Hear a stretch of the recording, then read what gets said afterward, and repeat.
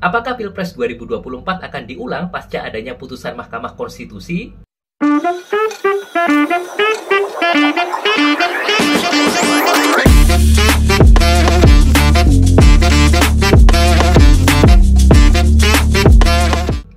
Setelah pengumuman hasil suara dalam pemilihan presiden baru-baru ini, suasana politik di negeri ini menjadi cukup tegang dengan munculnya gugatan pemilu ulang dari paslon 1 dan 3. Tim kampanye pasangan calon nomor urut 1 Anies Baswedan Muhaimin Iskandar mendaftarkan gugatan ke MK pada Kamis 21 Maret 2023. Sementara itu, pasangan calon nomor urut 3 Ganjar Pranowo Mahfud MD mengajukan gugatan pada Sabtu 23 Maret 2024.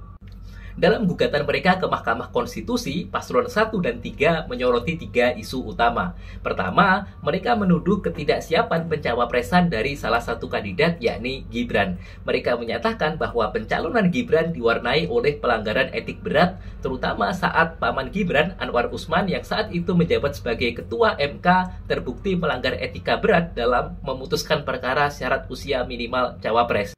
Kedua, paslon 1 dan 3 mengklaim adanya keterlibatan menteri dalam memenangkan salah satu pasangan calon presiden dan calon wakil presiden. Dan yang terakhir atau yang ketiga, pasangan calon 1 dan 3 mempermasalahkan penyaluran bantuan sosial atau bansos selama masa kampanye pemilihan. Kedua pasangan calon tersebut meminta pemungutan suara ulang dengan mendiskualifikasi pasangan calon nomor urut 2 Prabowo Subianto Gibran Rakabuming Raka. Dalam video ini akan dibahas 2 poin, yaitu apakah memungkinkan secara hukum pemilu ulang dilaksanakan dan bagaimana sistem pemilu ulang apabila dilangsungkan di Pilpres 2024. Simak videonya sampai tuntas agar tidak salah dalam mengambil kesimpulan. Pasal 475 Undang-Undang Nomor 7 Tahun 2017 tentang Pemilihan Umum mengatur bahwa dalam situasi perselisihan terkait penetapan perolehan suara hasil pemilu presiden dan wakil presiden, pasangan calon memiliki hak untuk mengajukan keberatan kepada Mahkamah Konstitusi dalam waktu maksimal 3 hari setelah KPU melakukan penetapan hasil tersebut. Keberatan hanya dapat diajukan terhadap hasil penghitungan suara yang berdampak pada penentuan terpilihnya pasangan calon atau penentuan untuk dipilih kembali dalam pemilu presiden dan wakil presiden. Artinya, ketika sengketa hasil penghitungan suara tidak berdampak pada penentuan terpilihnya paslon atau adanya putaran kedua dalam Pilpres, maka tidak dapat dikabulkan oleh Mahkamah Konstitusi. Jadi dalam konteks pemilu 2024, selama paslon 1 dan 3 tidak bisa membuktikan bahwa suara yang diperoleh oleh paslon 2 seharusnya di bawah 50% plus 1, atau membuktikan bahwa paslon 2 seharusnya tidak menang dalam satu putaran, maka keberatan mereka tidaklah dapat dikabulkan oleh Mahkamah Konstitusi. Lebih lanjut, dalam pasal yang sama diatur bahwa Mahkamah Konstitusi harus memutuskan perselisihan yang timbul akibat keberatan tersebut dalam waktu maksimal 14 hari sejak menerima permohonan keberatan. Putusan hasil penghitungan suara harus disampaikan oleh Mahkamah Konstitusi kepada MPR, Presiden, KPU, pasangan calon, partai politik maupun gabungan partai politik yang mengajukan calon. Selanjutnya, KPU diwajibkan untuk menindaklanjuti putusan Mahkamah Konstitusi tersebut. Lalu, apa itu pemungutan suara ulang?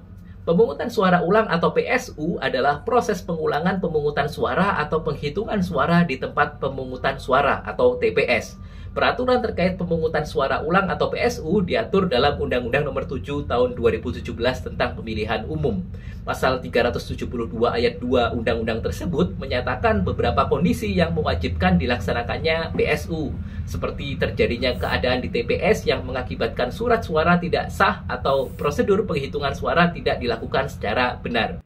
Adapun pengaturan lebih lanjut terkait pelaksanaan PSU diatur dalam Peraturan Komisi Pemilihan Umum atau PKPU Nomor 25 Tahun 2023 tentang pemungutan dan penghitungan suara dalam pemilihan umum. Peraturan ini membagi PSU menjadi 2 kategori, yaitu yang pertama adalah PSU berdasarkan rekomendasi dari pengawas pemilu yang kemudian diputuskan oleh KPU kabupaten atau kota. Kemudian yang kedua adalah PSU pasca putusan Mahkamah Konstitusi.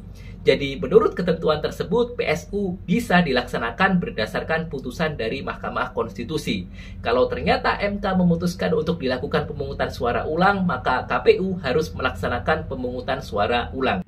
Dalam pasal 5 Peraturan Mahkamah Konstitusi nomor 4 tahun 2023 diuraikan bahwa objek dalam perkara perselisihan hasil pemilihan umum atau PHPU Presiden dan Wakil Presiden adalah keputusan termohon, dalam hal ini adalah KPU, tentang penetapan perolehan suara hasil pemilihan Presiden dan Wakil Presiden yang mempengaruhi dua hal utama. Pertama, pasangan calon Presiden dan Wakil Presiden yang berhak mengikuti putaran kedua pemilu Presiden dan Wakil Presiden, atau yang kedua, terpilihnya pasangan calon presiden dan wakil presiden.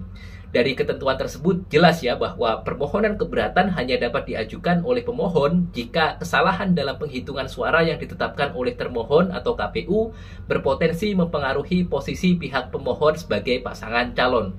Seumpama seharusnya suara pemohon adalah yang paling banyak atau menang dalam satu putaran, atau seumpama suara pemohon seharusnya mengantarkan pemohon lolos ke putaran kedua Pilpres, maka itu bisa dikabulkan. Tapi jika tidak, ya tentunya tidak bisa dikabulkan ya.